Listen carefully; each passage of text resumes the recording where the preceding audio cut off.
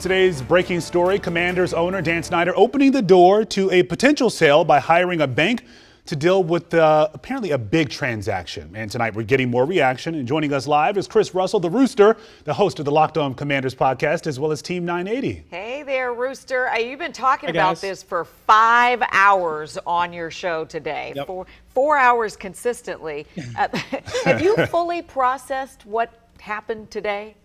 No, sorry, my cat your just little got cat so too excited. wants to talk. My cat got so excited that Brady, the cat, got so excited that Dan Snyder is apparently going to sell the Commanders. Just can't control the excitement level. I tell you what, guys, this obviously this is a day that is monumental in so many different ways, no matter where it lands and no matter how long it takes. I think, and I contend, that this is the most important day in the history of the franchise since they won Super Bowl 26 in Minneapolis in January of 1992. That's how significant, in my opinion, this is, because, again, no matter where we go from here, it's got to be better.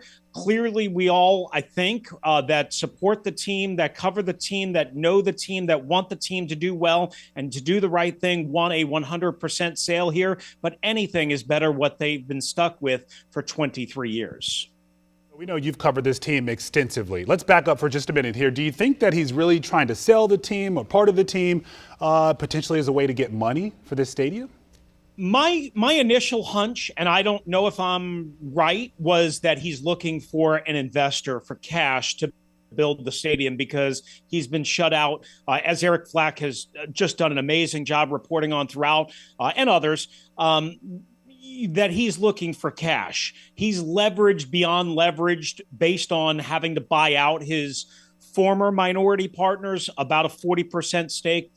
And I think he understands that he's up against the wall and that he can't build the new stadium, and that is his salvation. So I believe, this is my belief, that that is his number one choice. But then at some point you have to face the reality that if I can't get that, which is ideally what I want, I might be able to get $6+ billion so that I could go do whatever I want to do, be out of everybody's hair, have peace in my life, enjoy whatever life has to offer, and not be, the bullseye that I've been for 23 years. So, yeah, eventually I think he could be convinced to sell 100% or a majority share, depending on the price tag. They're on this 3-game winning streak. They're home at FedEx against the Vikings this week. This is a big deal for them. They got to kind of win this game to keep the playoff chances potentially going. How does something like this impact the team on the field, if at all? I don't think it does in terms of the players. Clearly, they were asked about it. Ron Rivera was asked about it. He's dealing with so much. As you guys know, he lost his mom on Monday night. I think, if anything, it might be a galvanizing effect from certainly the fan base, which could then benefit the team on Sunday at FedEx Field. Guys, they're wearing their black uniforms for the first time at home. They're calling it a blackout game, right? So they're expecting this atmosphere. They're welcoming back their former quarterback, Kirk Cousins, for the first time at FedEx.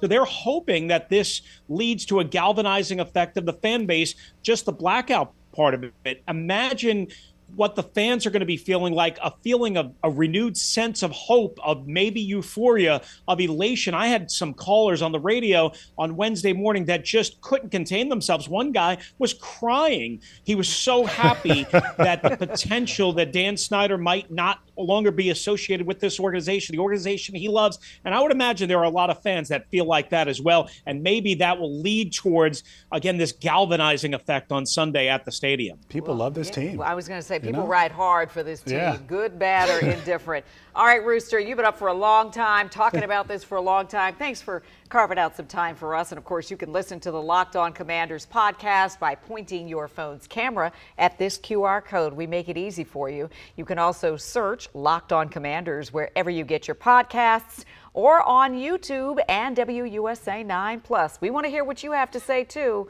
We'll be right back.